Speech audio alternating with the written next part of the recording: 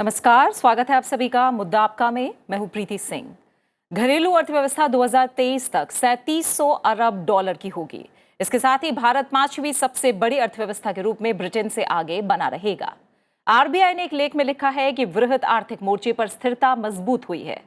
अर्थव्यवस्था की स्थिति शीर्षक से जारी लेख में कहा गया है कि हालिया आंकड़े बताते हैं कि महंगाई को संतोषजनक दायरे में लाना मौद्रिक नीति का पहला लक्ष्य था।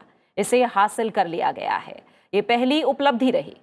आरबीआई के deputy governor Michael Devvrat Patra की अगुवाई वाली टीम ने लेख में लिखा है कि 2023 में महंगाई को काबू में लाना है ताकि 2024 तक ये लक्ष्य के अनुसार रहे, और ये दूसरी उपलब्धि होगी। अंतर्राष्ट्रीय मुद्रा कोष के हवाले से लेख में कहा गया कि भारत 2025 तक चौथी और 2027 तक 5400 अरब डॉलर के साथ तीसरी सबसे बड़ी अर्थव्यवस्था बन जाएगा। लेख में यह भी कहा गया कि उभरते हुए बाजार बीते साल की तुलना में अधिक मजबूत दिखाई दे रहे हैं, लेकिन 2023 में सबसे बड़ा जोखिम अमेरिकी मौद्रिक नीति और अमेरिकी डॉलर से जुड़ा हुआ है। आरबीआई के लेख के अनुसार भारत में जिंसों के दाम में नरमी और अन्य लागत कम होने से कंपनियों का प्रदर्शन सुधरा है। मुद्रास्फीति को संतोषजनक दायरे में लाने का मौद्रिक नीति का जो लक्ष्य था, उसमें सफलता मिली है। और ये भी कहा गया है कि केंद्र और राज्यों के स्तर पर राजकोषीय मजबूती जारी है। साथ ही प्रमुख संकेतकों के आधार पर चालू खाते का घाटा 2022 की बची अवधि और 2023 में कम होने की ओर बढ़ रहा है। व्यापार घाटा बढ़ने से 2022-23 की दूसरी तिमाही में करंट अकाउंट डेफिसिट जीडीपी के 4.4% पर पहुंच गया। वहीं सीमा शुल्क के आंकड़ों के आधार पर अप्रैल जून तिमाही के लिए करंट अकाउंट डेफिसिट को संशोधित करके 2.8% से 2.2% कर दिया गया है।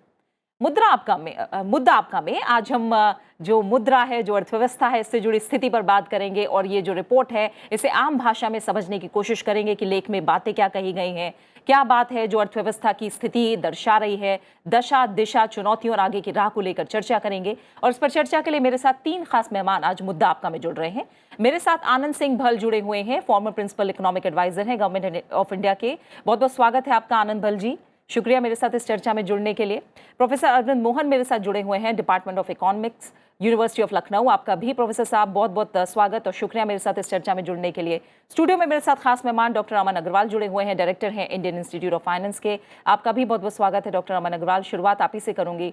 जो बातें मैं समझ पाई हूँ, 2023 में मजबूत रहेगी भारत की अर्थव्यवस्था, घरेलू अर्थव्यवस्था 3700 अरब डॉलर की हो जाएगी 2023 में। महंगाई को संतोषजनक दायरे में लाना मौद्रिक नीति का पहला लक्ष्य था, जिसे हासिल किया गया, और मुद्रास्फीति में कमी देखी जा रही है। और क्या बड़े बिंदु हैं, बड़ी बातें हैं इस लेख के जरिए, वो हमें समझाइए। देखिए जी, पहली बात तो यही आना आंकड़ा जो 3.7 ट्रिलियन डॉलर की हम बात कर रहे हैं कि आंकड़े जो किए जा रहे हैं हिंदुस्तान की, उसके ऊपर बड़ी अटकलें लगी हुई थी पिछले 6 महीने से, क्योंकि काफ़ी सारी एजेंसीज, इंटरनेशनल एजेंसीज, एडीबी हो, ओईसीडी हो, आईएमएफ हो, वर्ल्ड बैंक हो, वो हमारे प्रोजेक्शंस को कम करते नज़र आ रही थी पिछले 6 महीने में। तो उससे लग रहा था कि पता नहीं हमारे जो ग्रोथ की नीति है ठीक चल रही है, या ग्रोथ प्रोजेक्शंस जो हम लोग लेके चल रहे हैं वो ठीक हो पाएगी, नहीं हो पाएगी। पर जो आईएमएफ के आंकड़े आए, जिसके बेसिस पे आरबीआई का ये लेख लिखा गया है, उसमें साफ लिखा गया है कि सिर्फ हिंदुस्तान की अर्थव्यवस्था मजबूत नहीं है, पर उन्होंने जो फिस्कल डेफिसिट पे कंट्रोल पिछले कुछ 3-4 सालों में किया है, जो विश्व के बड़े बड़े देशों ने नहीं किया, और जिसकी वजह से अमेरिका की, यूके की और जो बड़े देश हैं उनकी जो हालत है, मुद्रा की हालत जो है वो बिगड़ती नज़र आ रही है दिन प्रतिदिन, वो हिंदुस्तान में देखने को नहीं मिल रही है। और इसके चलते हुए हिंदुस्तान का सिर्फ स्तर बढ़ेगा नहीं, पर उसकी जो जीडीपी कंट्रीब्यूशन है, और एक आम आदमी जो जीडीपी कंट्रीब्यूशन को फील करेगा, वो भी हमें बढ़ती हुई नज़र आ रही है। फिस्कल डेफिसिट कंट्रोल में आ रहा है, इन्फ्लेशन कंट्रोल में है, क्योंकि ये 2 चीज़ें जो हैं बाकी बड़े बड़े देशों में और मध्यम वर्ग देशों में भी कंट्रोल में पिछले 4 से 5 साल में नहीं आ पाई हैं, और आगे भी आती नज़र नहीं आ रही है। इसीलिए आरबीआई ने भी कहा कि अमेरिका में सबसे बड़ी जो चुनौती है वो इन्हीं 2 चीज़ों के कारण और मुद्रा की वजह से आने की उम्मीद है, जो इस ग्रोथ में भी थोड़ा इम्पैक्ट कर सकती है। पर क्योंकि भारत सरकार ने बहुत तीव्रता से इस वक्त कंट्रोल रखा है, अपना नियंत्रण रखा है, तो मेरे विचार में एक ये बड़े अच्छे आंकड़े आए हैं, और वित्त मंत्री को और बाकी सारे मंत्रालयों को भी एक अच्छी खुशखबरी सी, मिठाई सी मिली है बजट के आने से पहले, कि जो हम जिस दिशा में जा रहे थे वो दिशा ठीक है, दिशाहीन नहीं है, दिशादायक है। और जिस तरीके से बजट पिछली बार हमारे को विंग्स लगाता हुआ दिखाई दे रहा था। हिंदुस्तान एक हाथी की तरह है, बड़ा देश है, विशाल देश है, यंग लोगों का देश है, उसमें एक विंग से लगे थे डिजिटल इकोनॉमी के थ्रू, और जो उन्होंने प्रवचन किए थे वो जो है अब बूस्टर डोज की तरह आगे बढ़ते हुए नजर आ रहे हैं, जिसकी अटकलें बड़े सारे लोग लगा रहे थे, पर वो अटकलें सारी आज जो रिपोर्ट आई है, जो IMF की रिपोर्ट आई है, उससे खत्म होती नजर आ रही हैं। जरूर डेफिसिट थोड़ा बढ़ने का आया है, वो क्योंकि ट्रेड बढ़ा है, और ट्रेड क्यों बढ़ा है? क्योंकि हिंदुस्तान से भी माल जा रहा है, हिंदुस्तान में भी माल आ रहा है, तो एक ही जो ट्रेड बैलेंस है वो थोड़ा जरूर बढ़ता है। पर जब एक इकोनॉमी ग्रो कर रही होती है, जो पॉजिटिव ग्रोथ की तरफ जारी होती है, तो हमें इन डेफिसिट से चिंता की बात नहीं होती है। फिस्कल डेफिसिट से होती है, पर ट्रेड डेफिसिट से चिंता की बात नहीं होती है, वो आराम से निभर पाता है। तो इसलिए मेरे विचार में जितने भी आंकड़े इस समय आ रहे हैं, चाहे वो फॉरेन डायरेक्ट इन्वेस्टमेंट के हों, चाहे फॉरेन एक्सचेंज रिजर्व्स के हों, चाहे RBI का कंट्रोल हो रुपए के ऊपर, वो सब पॉजिटिव की तरफ है। और अगर भारत में RBI जो है, भारतीय रिजर्व बैंक जो है, अगर रुपए को और स्ट्रेंथन कर पाता है अगले 2-3 सालों में, जो थोड़ा डिफिकल्ट है US के चलते हुए, पर अगर वो करता है तो हम जो ये आंकड़े 2027 की बात कर रहे हैं, वो हम 2025 या 26 में भी हमें देखने को हिंदुस्तान में मिल सकते हैं। ठीक है। प्रोफेसर अरविंद मोहन, आपका नज़रिया भी समझूंगी मैं इस लेख में। जो बड़ी बातें हैं, फिस्कल डेफिसिट को कंट्रोल में रखना सबसे बड़ी बात है, जो अभी हमें डॉक्टर अग्रवाल ने भी बताई है। और जिन अंतर्राष्ट्रीय एजेंसीज की अगर हम बात करें, IMF का जिक्र किया, जाहिर तौर पर भारत 2025 तक चौथी, 2027 तक तीसरी सबसे बड़ी अर्थव्यवस्था बनेगा, यह अनुमान है। विश्व बैंक कह रहा है कि GDP ग्रोथ जो है उसका अनुमान बढ़ाया लगातार विश्व बैंक ने, और कहा कि भारत तेजी से आर्थिक विकास की ओर बढ़ेगा। हाल ही में हम देख रहे हैं दावोस में चल रहा है विश्व आर्थिक मंच, वहां पैनल में चर्चा में भारत की जमकर तारीफ हुई है, और वहां पे भी अर्थशास्त्री जो मार्टिन हैं उन्होंने बात कही है और कहा है कि आने वाले 10 से 20 साल में भारत दुनिया की सबसे बड़ी अर्थव्यवस्थाओं में तेजी से बढ़ने वाला देश होगा। और तमाम अंतर्राष्ट्रीय एजेंसी जो अनुमान जताती रही हैं, जो भरोसा भारतीय अर्थव्यवस्था में जताती रही हैं, हम जानते हैं कि हाल में जो भी चुनौतियां रही हैं, दुनिया के सामने रही, भारत के सामने भी वो चुनौतियां रही हैं, उसके अनुरूप जो रफ्तार की उम्मीद दुनिया जता रही है भारत में, क्या आपको नजर आ रहा है कि लेख में जो आंकड़े हैं वो उसी दिशा में आगे बढ़ते दिखाई दे रहे हैं? जैसा अग्रवाल साहब ने भी कहा, निश्चित तौर पे ये एक फील गुड फैक्टर जरूर क्रिएट करता है, लेकिन मैं यहाँ 2 चीजें आपके सामने रखना चाहूंगा। पहली बात, जिस आंकड़े की हम बात कर रहे हैं कि हम 3.7 ट्रिलियन हो जाएंगे और 5.4 ट्रिलियन हो जाएंगे, हम उस दिशा में बढ़ रहे हैं। और पहला सच ये है कि सारी दुनिया का जो चैलेंज है, खासतौर पर यूरोपियन नेशंस जिस चैलेंज से गुजर रहे हैं, उसकी तुलना में हिंदुस्तान की इकोनॉमी बेटर परफॉर्म कर रही है। लेकिन हैविंग सेड दैट, हमें ये भी समझना होगा कि हम जिस आंकड़े की बात कर रहे हैं $3.7 ट्रिलियन, ये करंट प्राइसेस पर है। और जो इन्फ्लेशनरी प्रेशर कुछ समय से हमने देखा है, तो हमारा एक्चुअली चैलेंज है, वो यहाँ पर एडवांटेज की तरह हम उसको ले रहे हैं। एडवांटेज ये है कि वो हमारी करंट प्राइसेस पर GDP की वैल्यू को बढ़ा दे रहा है। ये राइडर हमें लेकर के चलना पड़ेगा, यानी कि हमें वास्तविक जो मेजरमेंट करना चाहिए वो कांस्टेंट प्राइसेस पे करना चाहिए। तब आपको समझ में आएगा कि हम वाकई ग्रो कर रहे हैं कि सिर्फ कीमतें बढ़ने की वजह से आपकी ग्रोथ का क्रिटिकल एडवांटेज हो रहा है। ये पहला सच है। दूसरा सच है कि ये बात सच है कि हिंदुस्तान आने वाले कुछ सालों में वो 27 में होगा कि 25 में होगा कि 23 में होगा, लेकिन हम दुनिया की बड़ी अर्थव्यवस्था हैं और आने वाले समय में कुछ वर्षों में हम निश्चित तौर पे 3 सबसे बड़ी अर्थव्यवस्थाओं में होंगे। हम प्रयास करें तो जल्दी होंगे, नहीं करें तो भी हम हो जाएंगे। लेकिन हमारे कुछ स्ट्रक्चरल चैलेंजेस हैं जिसको हमें एड्रेस करना होगा। इस समय इन्फ्लेशन फॉर एग्जांपल जब आप देख रहे हैं, अगर आज हिंदुस्तान में इन्फ्लेशन हम कंटेन कर पाए, तो मेरा मानना है ये पॉलिसी इंटरवेंशन, RBI के इंटरवेंशन से उतना नहीं हो पाया है। ये इसलिए हो पाया है कि कमोडिटी प्राइसेस ग्लोबली बहुत हमारे लिए फेवरेबल हो गए और उसने बहुत हद तक हमको मदद की है। आप अगर पिछले 10 साल का इकोनॉमिक हिस्ट्री उठा करके देखें, दिखाई ये पड़ता है कि लगभग 30% इन्फ्लेशन आपका एग्री कमोडिटीज की वजह से आता है। ये आपका एक बड़ा स्ट्रक्चरल चैलेंज है जिसको भी हमने एडिक्वेटली एड्रेस नहीं किया, हमें करना पड़ेगा। इसको जब तक आप एड्रेस नहीं करेंगे, आने वाले समय में जिस तरीके का इन्फ्लेशनरी प्रेशर आएगा, और खासतौर पे जो रिसेशन का दौर अब सारी दुनिया में बढ़ रहा है, वो हमारे लिए एक बड़ा चैलेंज होगा। और जिस तरीके का इन्फ्लेशन का चैलेंज आने वाला है, उसके लिए आपको स्ट्रक्चरल चैलेंज, खासतौर पे जो एग्रीकल्चरल कमोडिटीज का चैलेंज है, इसको एड्रेस करने की तरफ बहुत तेजी से बढ़ना होगा। हिंदुस्तान को सेकंड जनरेशन रिफॉर्म्स, जिसमें एग्री और रूरल डेवलपमेंट के रिफॉर्म्स बहुत महत्वपूर्ण है, उसको बहुत तेजी से लेना होगा।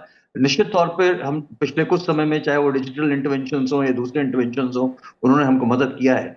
लेकिन चाइना एक बहुत बड़ा एग्जाम्पल है। हमें स्पष्ट दिख रहा है कि चाइना आपको नीचे जाते हुए दिख रहा है। उसका बड़ा कारण है कि उनका स्ट्रक्चरल चैलेंज था जिसको उन्होंने समय रहते एड्रेस नहीं किया है। तो ये निश्चित तौर पे यूफोरिक होने के लिए निश्चित तौर पर मौका, अगर सारी दुनिया कह रही है हम अच्छा कर रहे हैं और शायद हम बाकी देशों से निश्चित तौर पर बेहतर कर रहे हैं, लेकिन हमें अपने स्ट्रक्चरल चैलेंजेस को तुरंत एड्रेस करना होगा। अगर हम आने वाले कुछ समय में अर्थव्यवस्था सही दिशा में जा रही है तो अब ये समय है कि आप अगर उनको एड्रेस करेंगे, अदरवाइज बिल्कुल आप चाइना की तरह हमें भी आने वाले समय में दिक्कतें आना शुरू हो जाएगी। और ठीक है। करंट अकाउंट डेफिसिट का जो बढ़ना है, ये मुझे नहीं लगता कि इतना छोटा फैक्टर है, इसको भी कंसिडर जरूर किया जाना चाहिए। ठीक है। आनंद बल जी, पहला कमेंट आपका भी, पहली प्रतिक्रिया, जो बात कही गई है आरबीआई के लेख में, उस पर आपकी क्या रहेगी? और जाहिर तौर पर मुद्रास्फीति को संतोषजनक दायरे में लाने का मौद्रिक नीति का जो लक्ष्य था उसे हासिल कर लिया गया है, ये बात इस लेख में कही गई है। और आगे भी इसको लेकर जो चैलेंज है उसे कहीं ना कहीं कंट्रोल में रखना एक बड़ी चुनौती होने वाला है। और कई कुछ बातें हैं जो अभी प्रोफेसर मोहन ने भी उठाई हैं, इसे लेकर आपकी क्या प्रतिक्रिया है? ये आरबीआई के लेख ने, अंतर्राष्ट्रीय एजेंसीज ने जो भारत की इकोनॉमी की सुदृढ़ता और हमारे रेजिलियंस की तारीफ की है, तो आरबीआई ने भी उसको सपोर्ट किया है। एंड इसमें कोई दो राय नहीं कि भारतीय अर्थव्यवस्था को अच्छी तरह से मैनेज किया जा रहा है। कोरोना के समय हम लोगों ने फिस्कल डेफिसिट को कंट्रोल में रखा, हम लोगों ने बेतरह पैसे नहीं बढ़ाए, जिसके कारण हमें फायदे अभी मिल रहे हैं। काफी डेवलप्ड इकोनॉमीज ने कोरोना के समय काफी फिस्कल एक्सपेंशन किया, बट इंडिया ने ये सोचा नहीं, ये प्रॉब्लम सप्लाई साइड से ज्यादा है, हमें केवल डिमांड बढ़ा के काम नहीं चलेगा। तो ये नीति हमें बहुत काम आ रही है। और लकीली हमारा इन्फ्लेशन भी कंट्रोल में आ गया है, जो 6% से कम हो गया है। जो आरबीआई का बैंड है 2% से 6% के बीच इन्फ्लेशन रहना, उसको हम लोगों ने पिछले 1-2 महीने में मैनेज कर लिया है। ये बहुत अच्छी बात है। एंड इसमें कोई दो राय नहीं कि हमारे मैक्रो इकोनॉमिक फंडामेंटल्स अच्छे अभी दिख रहे हैं, whether it is the fiscal deficit or whether except for external trade में जो एक करंट अकाउंट डेफिसिट है वो थोड़े प्रॉब्लम दिखा रहा है, बट उसके भी अंडरलाइंग इश्यूज हमें मालूम है और उस पर भी काम किया जा रहा है। तो ओवरऑल ये सारी जो अंतर्राष्ट्रीय संस्थाएं हैं, जो आरबीआई है, उन्होंने भारत की अर्थव्यवस्था को की तारीफ की है, भारतीय अर्थनीति की तारीफ की है। और ये बहुत ही गर्व की बात है कि हम लोग स्पेशली कोरोना के समय पॉपुलिस्ट हवा में नहीं बह गए और हमने बहुत ज्यादा पैसा डिमांड बढ़ाने के लिए खर्च नहीं किया। उसका गलत असर पड़ सकता था। भारतीय जो पॉलिसी मेकर्स ने ठीक समझा कि ये जो कोरोना के समय प्रॉब्लम है, हमें सप्लाई साइड की तरफ से देखना होगा, हमें सप्लाई बॉटलनेक्स हटाने होंगे, बनिस्बत की छूट मूट पैसा खूब सारा बढ़ा देना डिमांड पे, और उसकी हमारी अर्थव्यवस्था पे बुरा असर पड़ सकता था। तो ये सब जो विदेशी संस्थाएं, आरबीआई जो भारत के जीडीपी फिगर्स के कोट कर रही हैं, ये तो मोर और लेस ब्रॉडली करेक्ट है, इसमें कोई दो राय नहीं है। यानी प्रोफेसर साहब की बात ठीक है कि करंट प्राइसेस पे हमें उसी नजर से, हमें करंट प्राइसेस के लेंसेस से ही इसको देखना है। वो तो बहुत ही करेक्ट बात उन्होंने कही।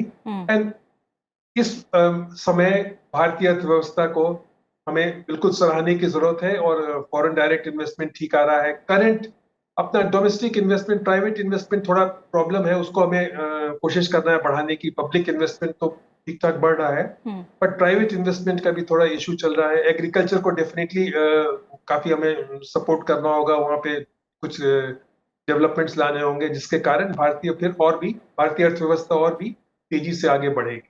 ठीक है जी, ठीक है। डॉक्टर अग्रवाल, सप्लाई बॉटलनेक की बात की है, प्राइवेट इन्वेस्टमेंट को लेकर जो भल साहब है उन्होंने बात कही, और जो स्ट्रक्चरल चैलेंजेस की बात कह रहे हैं प्रोफेसर मोहन, आप क्या कहेंगे? और एक बात का जिक्र मैं और कहूंगी, पिछले साल हमने देखा था आईएमएफ चीफ पियरे ओलिवियर ने कहा था कि $10 ट्रिलियन की अर्थव्यवस्था बनने की क्षमता सभी देशों में नहीं होती, और कुछ देशों के लिए तो लक्ष्य हासिल करना बेहद मुश्किल है, लेकिन भारत इस टारगेट को हासिल करने की क्षमता रखता है। लेकिन उन्होंने एक सलाह भी दी थी, कुछ ठोस कदम उठाए जाएं। उन्होंने कहा कि भारत में इमारतों और सड़कों में निवेश तो हो रहा है, लेकिन अगर मानव संसाधन में निवेश बढ़ाया जाए तो स्थिति बेहतर हो सकती है। $10 ट्रिलियन की अर्थव्यवस्था बनने की ओर हम आगे बढ़ सकते हैं। तो ये जो तमाम सुझाव दिए जा रहे हैं, इनसे कितना सहमत हैं आप? नहीं, आप बिल्कुल ठीक कह रही हैं। पहली बात तो ये समझना ज़रूरी है कि हिंदुस्तान, अगर हम परचेजिंग पावर के बेसिस, मतलब 1 रुपया मेरा कितना माल खरीद सकता है जिसका तुलना होती है, उस पे देखें तो ऑलरेडी हम 12 से 13 ट्रिलियन डॉलर इकोनॉमी है और विश्व के अंदर पहले तीन इकोनॉमीज में हमारा आचलन है ऑलरेडी, और अभी नहीं है, पिछले कुछ सालों से है, ये नहीं कि अभी हम एक साल या 2 साल के लिए बन गए। दूसरी बात, ये जो डेटा जो आरबीआई कोट कर रहा है अपने आर्टिकल में, ये आईएमएफ का डेटा है। मैं वर्ल्ड बैंक में काम किया हूँ और वहाँ पे ऐसे आंकड़े एकदम से नहीं दिए जाते हैं, सीरीज ऑफ डेटा को देखा जाता है और सभी देशों को फिर उन्हीं आंकड़ों के बेसिस पे कंपेयर किया जाता है और एकदम से कोई चेंज करने की जो बात आती है तो उसको सोच समझ के वो अपने रिपोर्ट में जारी करते हैं, जिसको आरबीआई ने भी कोट किया है। तो ये नहीं है कि भारत सरकार ने ये आंकड़े बदले हैं या भारत सरकार ने जो है कांस्टेंट से करंट पे आए हैं। ये एक अंतर्राष्ट्रीय एजेंसी है जिसको पानी डाल के बदला नहीं जा सकता है, ये बिना इन्फ्लुएंस के चलती है और उन्होंने एक ये सजेशन दिया है तो हमें उसको एक वेलकम दिशा से देखना चाहिए। आरबीआई ने उसको कोट किया है कि उनकी भी जो आंकड़े हैं वो उनके साथ मैच खाते हैं और उसको उनकी जो मुद्रास्फीति में उन्होंने काम किया है उसको देखते हुए काम चल रहा है। दूसरी चीज, आपने बहुत जरूरी बात करी जो मानव की स्किल डेवलपमेंट की बात है, उसके अंदर जो है ऑलरेडी हम लोग देखें पिछले 4 या 5 साल में, क्योंकि भारत सरकार लीन गवर्नमेंट एंड बेटर गवर्नेंस की बात कर रही थी कि ज़्यादा से ज़्यादा इफेक्टिव गवर्नमेंट हो बट छोटी हो, तो उन्होंने करीबन 40 से 60% वैकेंसीज अलग अलग डिपार्टमेंट में विभागों में भरी नहीं थी काफ़ी सालों से, ये सोच के कि हम ये करेंगे। बट कोरोना काल आने के बाद भारत सरकार में दोबारा सोच बदली और प्रधानमंत्री जी ने अभी कुछ महीने पहले कहा कि हम इतनी सारी नौकरियां लोगों को देंगे। उससे भी एक जो बूस्ट फैक्टर इकोनॉमी में जो आएगा, क्योंकि जो स्पेंडिंग सरकार करती है, देखिए जो प्राइवेट सेक्टर भी काम करते हैं, महकमे काम करते हैं, वो भी काफ़ी सारे जो प्रोजेक्ट हैं वो सरकार के ही लेके आगे चलते हैं, चाहे वो स्मार्ट सिटी प्रोजेक्ट्स हों, चाहे वो हाईवे बिल्डिंग के हों, चाहे वो रोड बिल्डिंग्स के हों, चाहे वो घर बनाने के हों, काफ़ी सारा जो प्राइवेट सेक्टर इन्वॉल्व होता है उसमें भी सरकार की तरफ से मुहिम पहले की जाती है। तो मेरे विचार में ये जो एक दिशा जो बनी है और जो हमें अब कुछ महीनों में देखने को मिलेगा, बिकॉज प्रधानमंत्री जी ने कहा था कि 6 से 7 महीने 8 महीने के अंदर हम ये जो सरकारी वैकेंसीज हैं उनको भरने की बात करें, उन्होंने बड़ा कैंडिडेट तरीके, बहुत स्ट्रॉन्ग तरीके से कहा गया था, विभागों को कहा था, और जिस तरीके से इसमें मुहिम चल रही है तो अगले 3-4 महीने में हमें इसका इफेक्ट देखने को मिलेगा। इसका भी जो एक इम्पेटस है जो अभी आईएमएफ के आंकड़ों में नजर नहीं आ रहा है, क्योंकि वो एक्चुअल जो डेटा है, जो चीज हो रही है उसी में देखने को मिल रहा है। अगर हम फॉरेन डायरेक्ट इन्वेस्टमेंट को भी देखें तो फॉरेन डायरेक्ट इन्वेस्टमेंट कोरोना काल में भी करीबन 6.5-7 बिलियन डॉलर हर महीने आ रही थी। ये तब था जब देशों के पास पैसा नहीं था, लोगों के पास पैसा नहीं था, लोग पैसा अपना निकाल रहे थे, बड़े बड़ी कंपनियां निकाल रही थी देश से। हमने देखा स्टॉक मार्केट भी फॉल करी, रुपए का भी आंकलन गिरा। उसके बाद भी जो है हिंदुस्तान में निवेश जो आ रहा था फॉरेन डायरेक्ट इन्वेस्टमेंट करीबन 7 बिलियन डॉलर के करीब हर महीने आ रही थी, जो बढ़ के अब बजट में हमें देखने को मिला मेरे विचार में करीबन 7.5-8 बिलियन डॉलर के करीब अभी भी हमें पिछले साल में देखने को मिलेगी कि आई है। तो वो तभी है जब हिंदुस्तान को जो बाहर की एजेंसीज हैं, देखिए वो खाली तो नहीं बैठी, उनके बड़े बड़े इंटेलिजेंसिया हैं, वो देख रहे हैं तभी वो निवेश करेंगे, जब उनको पैसा मिलेगा तभी निवेश करेंगे।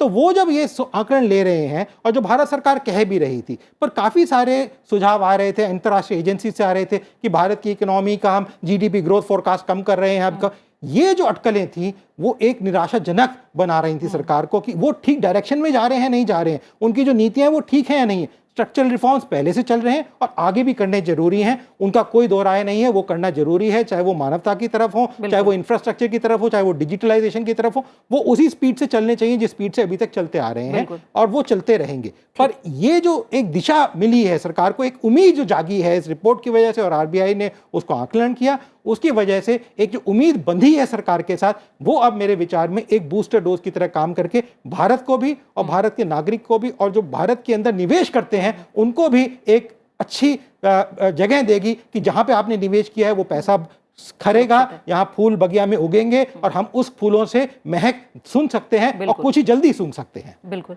प्रोफेसर मोहन, जो ये लेख है इसमें एक बात और है कि उभरते हुए बाजार बीते साल की तुलना में ज्यादा मजबूत दिख रहे हैं, लेकिन 2023 में सबसे बड़ा जो जोखिम है वो अमेरिकी मौद्रिक नीति है और डॉलर से जुड़ा हुआ है। क्यों इतना डिपेंडेंट है हम, और हम जानते हैं हम ही नहीं है, दुनिया के सभी देश इतना डिपेंडेंट हैं इस पर। क्या ऐसा तरीका है, क्योंकि कोशिशें हाल फिलहाल काफ़ी हो रही हैं कि रुपए को इंटरनेशनल बनाया जाए, रशिया ईरान के साथ व्यापार रुपए में हो रहा है, कोशिशें लगातार जारी हैं, लेकिन ये जो फैक्टर है ये कितना असर करेगा? इस पर कमेंट करूं उससे पहले मैं ह्यूमन डेवलपमेंट वाले फैक्टर पे कमेंट ठीक करना है, चाहता बताइए। हूं।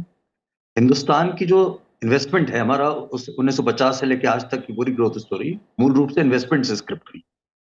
और ये इन्वेस्टमेंट आया कहां से? आज भी लगभग 95% इन्वेस्टमेंट आपका डोमेस्टिक सेविंग से फाइनेंस होता है। बहुत मुश्किल 5-6% आपका विदेशी सेविंग से, विदेशी निवेश से हमारा काम चलता है। और अनफॉर्चुनेटली कहना उचित नहीं है, धीरे धीरे आपका जो एज एडवांटेज था, हमें एडवांटेज ये था कि यंग पॉपुलेशन है जिसकी वजह से डेमोग्राफिक डिविडेंड बढ़ रहा था। कुछ समय से आपकी एज अब थोड़ा थोड़ा बढ़ रही है जिसकी वजह से डेमोग्राफिक डिविडेंड घट रहा है। आपका इन्वेस्टमेंट की जो कैपेसिटी वो घटती चली जा रही है। अब आपका बाकी निवेश आप कैसे बढ़ाएंगे, डेमोग्राफिक डिविडेंड को कैसे बढ़ाएंगे, ये बड़े इश्यूज हैं, ये भी स्ट्रक्चरल चैलेंज का हिस्सा है। फॉर एग्जाम्पल विमेन पार्टिसिपेशन, 15 से 60 साल का जो एज ग्रुप है, विमेन पार्टिसिपेशन बमुश्किल 18% है। इसको हम कैसे बढ़ाएंगे? शायद समय आ गया है कि विमेन एम्पावरमेंट, ये अब उनकी जरूरत नहीं है, देश की जरूरत है। आप इस तरीके की चीजों पे जब तक फोकस नहीं करेंगे, आने वाले समय में ये आपके लिए बैरियर बनना शुरू हो जाएंगे। हम खासतौर पर अगर आगे का रास्ता देख रहे हैं, ये बात बिल्कुल ठीक है अग्रवाल साहब की कि हमारे पास पीठ थपथपाने का मौका है, लेकिन हम यहां से कहां ले जाना चाहते हैं, ये बड़ा मुद्दा है। दूसरी बात जो आप जो सवाल उठा रहे हैं, देखिए कोरोना काल में सारी दुनिया ने लिक्विडिटी को बढ़ा दिया। अब जैसे जैसे इस समय तो फिर थोड़ा सा चैलेंज वैश्विक अर्थव्यवस्था में दिख रहा है, जिसकी वजह से थोड़ा सा ब्रेक लग गया, अदरवाइज लिक्विडिटी विड्रॉल का प्रोसेस शुरू हो गया था। आने वाले समय में जैसे जैसे लिक्विडिटी विड्रॉ होगी, तो खासतौर पे जो सेंट्रल बैंक्स हैं, फेडरल रिजर्व जैसे, ये जब लिक्विडिटी को विड्रॉ करना शुरू करेंगे, इसका असर सारी दुनिया के निवेश पे पड़ेगा। अमेरिका में जैसे जैसे इंटरेस्ट रेट स्ट्रेंथन होगा, सारी दुनिया से पैसा खींच करके अमेरिका की तरफ जाता है। ये हिस्टोरिक एक्सपीरियंस है, अभी हमने कुछ समय पहले ऐसा कुछ होते हुए देखा भी है।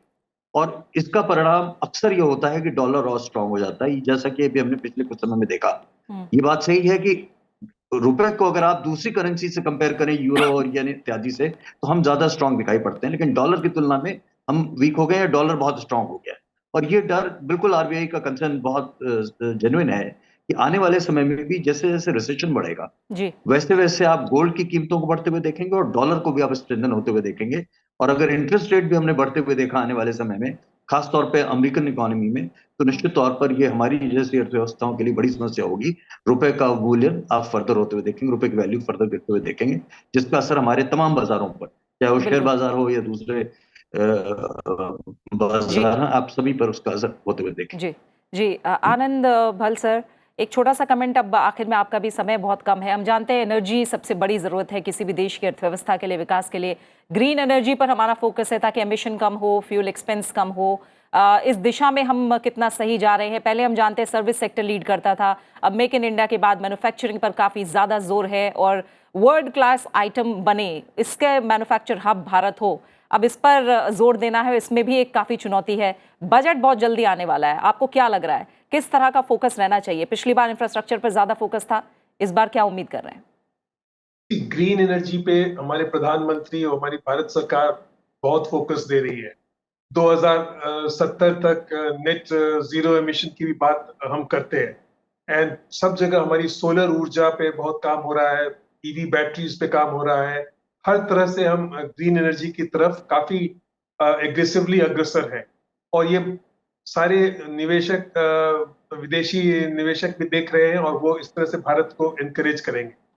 एंड हमने बिल्कुल जैसा कहते हैं फ्रंट फुट पे जाके ग्रीन एनर्जी की बैटिंग की है। हाइड्रोजन इकोनॉमी की यहाँ बात हो रही है, इलेक्ट्रॉनिक बैटरीज की बात हो रही है, लिथियम बैटरीज की बात हो रही है।